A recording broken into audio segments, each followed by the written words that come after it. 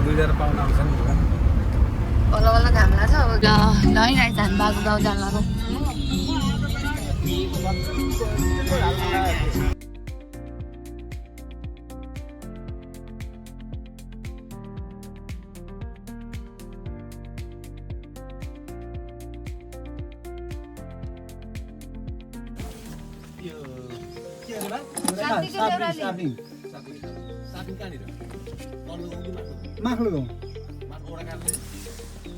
मैले त त्यो अब थाहा भएन पहिला होइन धेरै वर्ष भइसक्यो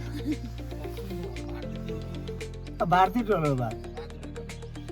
गाडी उयो भारतीय टोलमा पुग्छ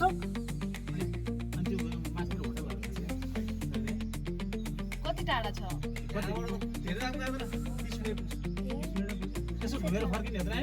हुन्छ पुगेर फर्क्नु ल ल आज जानुभयो बाटो गाउँ है ल जाम बा धन्यवाद दुलाई घाट म जाँदा हेर्दै त तल्लो बाटो जाने नि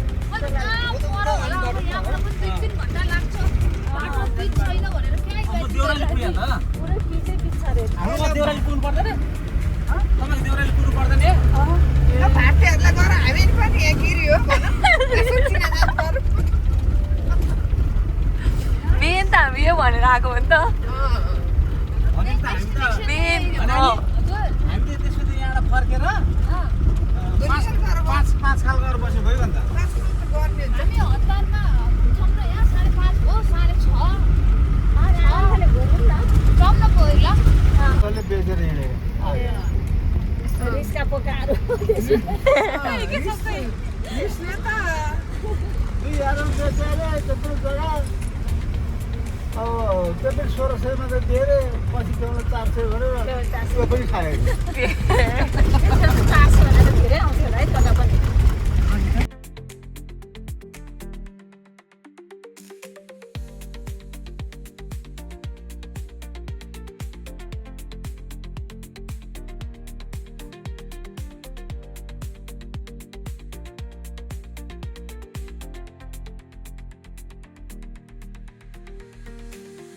बाटो कहाँ जान्छ यो बाटो कता जाने हजुर हामी त कार्तिके देउराली जान्छ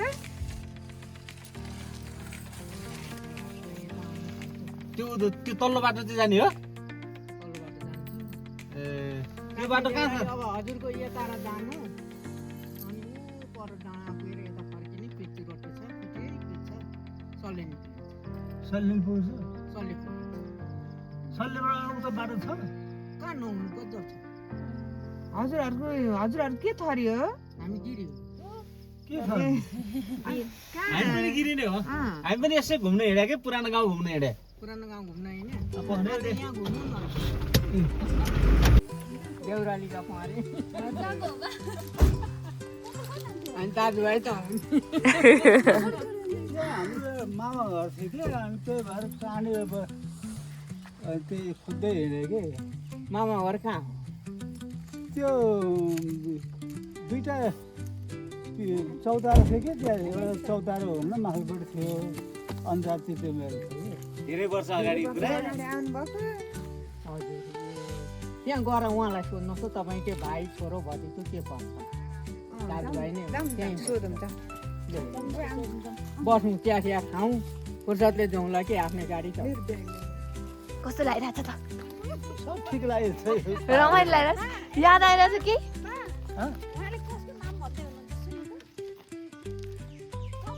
देउरालीको मनुदुई के पर्ने त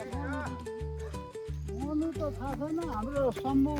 भेट क्या दिदी चाहिँ हाम्रो काका हो दाजुभाइ त हुने मनु सम्भव देउरालीको शम्भु के हो देउरालीको सम्भव दाजुभाइ म काका नै हो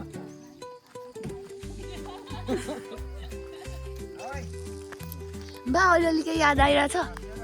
के याद आउनु याद आएको घरै अहिले जान्छ अब चौतारो मात्रै भन्नुभयो ठाउँको नाउँ भन्नुभयो अनि त्यो भारतीय टोल के भारतीयहरू छन् कि त्यहाँ भारतीयहरू खारमा त्यो त फार्म त उहाँ भइहाल्ने चौरी खाले अनि यहाँ चाहिँ कहाँ छ त भारती त्यो माथि थियो के माथि भारतीहरू छैन नि त ओङ्कारी अङ्कारी हो के हो ओङ्कारी हो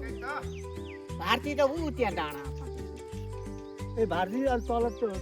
भारती ती ऊ आरन अनि सुँगुरेको कुचो हुन्छ नि कुँजो भन्नाले उद्धव उसको ज्वाइँ हो उद्धव त हाम्रो काकै हो काका के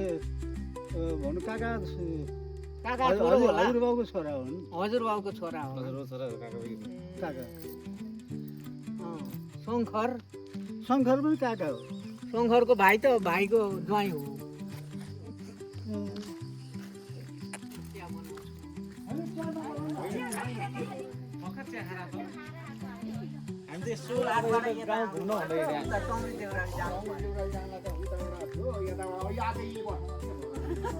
हामी त यसो भोलि जानलाई म गयो भने यताबाट यसो जाने हो यही बाटो रुखमा पुगिन्छ यही माथिबाट जाने हो अनि त्यहाँबाट यता लाग्यो बाटो कस्तो छ यो बाटो यहाँबाट त्यहाँसम्म चाहिँ कति छ त्यहाँबाट उता चाहिँ फेरि पछि कति भयो नि जान्छ त गाडी जान्छ होला रुटको गाडी चलिरहेको ए मजाले जान्छ यहाँ बसेको नत्र उहीँ बस्छौँ हामी फेरि काठमाडौँ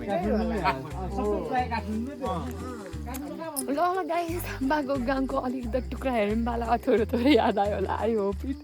अनि अब हामी चाहिँ अलिक माथितिर जानु लाग्छौँ गाउँ चाहिँ क्या सही रहेछ ल हेर्नुहोस् यहाँ हाम्रो गाउँ भएको भए ह्याप्पी दसैँ गरेर आउनुहुन्थ्यो है मम्मी ह्याप्पी दसैँ तिहार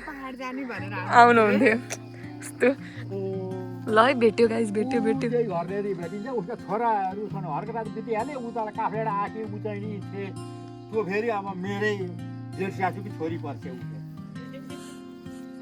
मेरै जेठ सासू छोरी छ काठमाडौँ हिजो काठमाडौँबाट आइरहेछ त्यो मामाले बिहा गरेको चाहिँ फेरि मेरो एकतिरबाट बहिनी पर्छ एकतिरबाट अब माइली पर्छ उताबाट काठलेबाट गइहाल्छ वारेकी छोरी हो ऊ पनि बुढी आमै भए पनि डिस्कसन भइरहेछ गाइस यहाँ कहाँ गर्छ भने उहाँले एकतर्फ दिनमा छ उहाँले एकतर्फ उहाँले एकतर्फ जेठी बारी नदेखेदेखि म देखाउनु एउटा खोल्छो कुवा आउँछ कुवा तर्न सास रोकेर भनिरहेर आइदिन्छु पुर्याएर आउनुहुन्छ त ल जाउँ जाउँ जाउँ ल जाउँ जाउँ जाउँ जाउँ जाउँ जाउँ जाउँ जाउँ यहाँ एउटा धारो थियो अरे अनि बाबा त्यो धारो याद थियो अनि त्यो धारो स्टिल यहाँ सरी भन्छ हामी राइट ठाउँमा आइरहेछौँ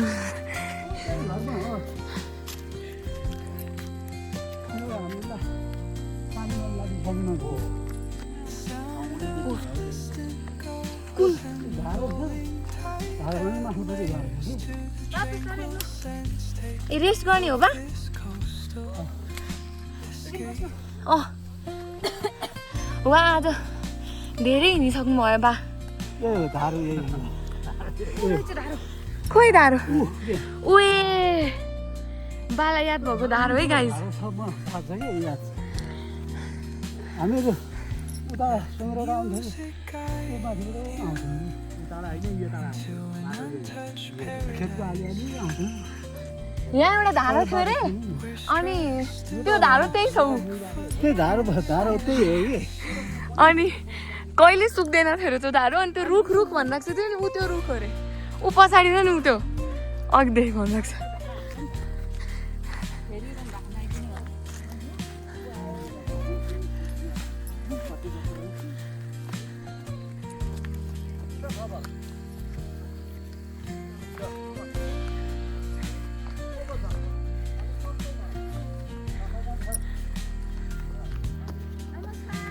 नमस्कार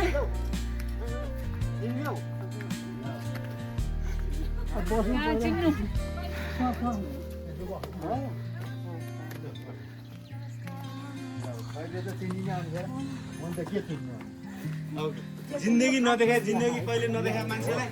बाला थकै नै लाग्यो बेसरी है अहिले त थकै लाग्यो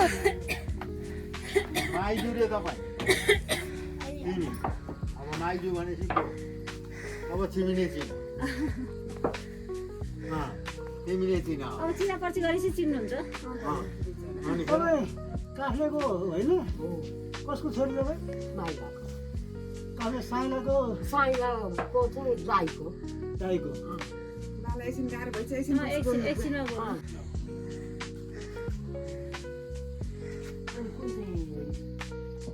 म कुलदीप गिरीको छोरो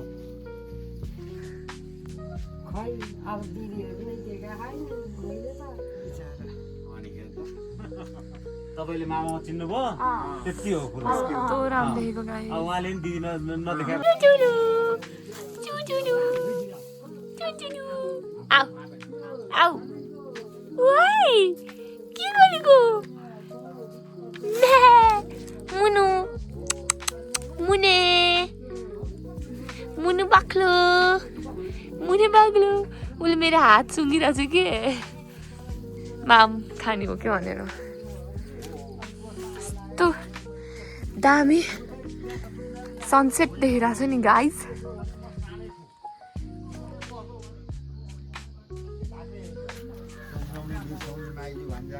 त्यही त बिचारा हाम्रो बुवाले यहाँ कत्रो माउ भएर बिचरा होइन मामाली भेट्दा धोकै हुन्छ मान्छे मामालीको धेरै उ हुन्छ यहाँ हुने हतार हतार गरेर बनाएको सेभ गरिदिनु कि नुहाल्पट्टि अनि त सोध्दै खोज्दै जाँदाखेरि त भेना कति भाइ छोरा दुई भाइ दुई भाइ दुईवटा छोरा दुईवटा छोरी अनि यो यो लिनु यो चिया म त लिनु होइन होइन मैले दिनु पर्ने हामीले केही लिएर उहाँलाई केही चाहिँदैन तपाईँहरू आउनुभयो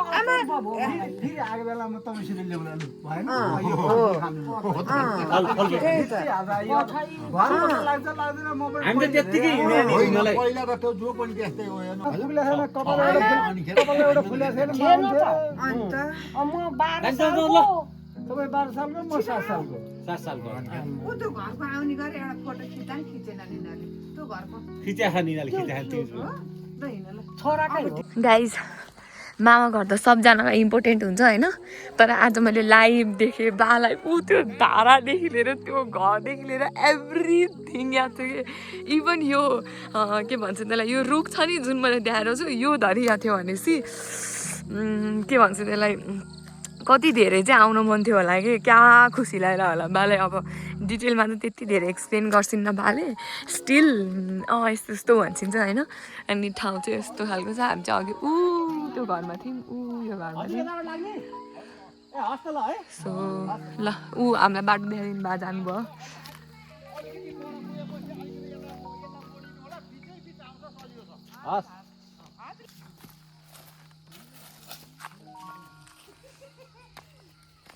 देव दिदी बिस्तारै बिस्तारै ए मम्मी हजुर त एकदम फुक फुक के पाइदा टेक्छ है लड्छ फेरि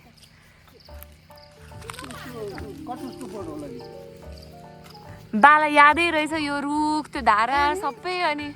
रुख छ एउटा अनि उतोपट्टि घर फुलेमा गरेको थियो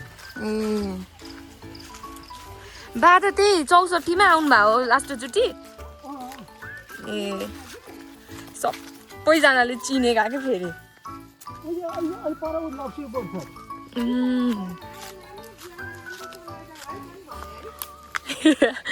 यस्तो यो सबै अलि पर लक्ष्य पर्छ ठुलो काटेको के छ दुईटा छ एउटा पछि माथि छ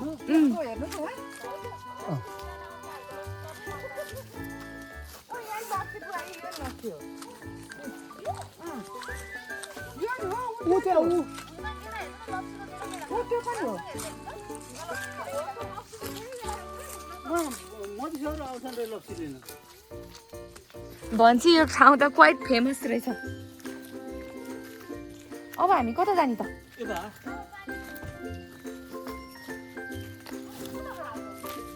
यता तलबाट माइजू त भर्खरको हुनुहुन्छ है बुवा अब दसैँमा टिका लाउन आउनु कपाल फुलेको थिएन एउटा पनि दाँत फुलेको थिएन म आउँदाखेरि अघि त्यही कुरा गरिरहनु भएको थियो ल बा अब हामी अर्को ठाउँ जानु नि ल ल भेट्यो जे भने नि त्यही चाहिँ त्यही त आज हामीलाई पुरै बिहानदेखि नै सबै कुरा साथ दिइरहेको थियो नि त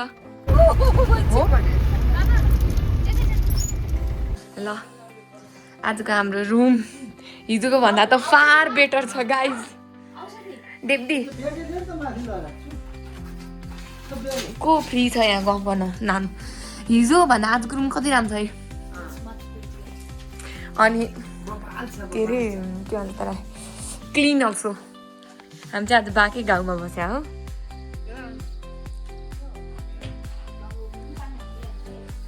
यो ठाउँको नाम चाहिँ के हो थाहा छैन सल्ले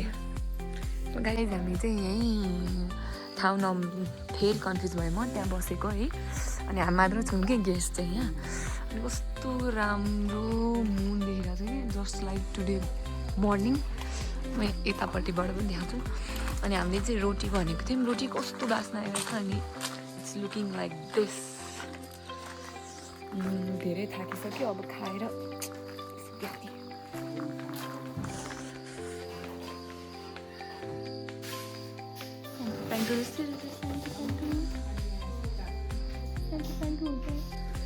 बढी भएको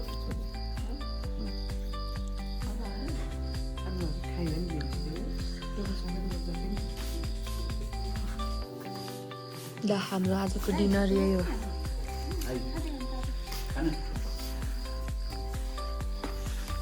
गरम गरम उठेर तरकारी ल guys calling it a day हाम्रो चाहिँ आजको नाइट यहाँ गुज्रिनेवाला छ र बाबाहरूको उता माथि ब्लगले यही थाहा छु इजिप्ट गर्छु भनेर बसिहाल्छु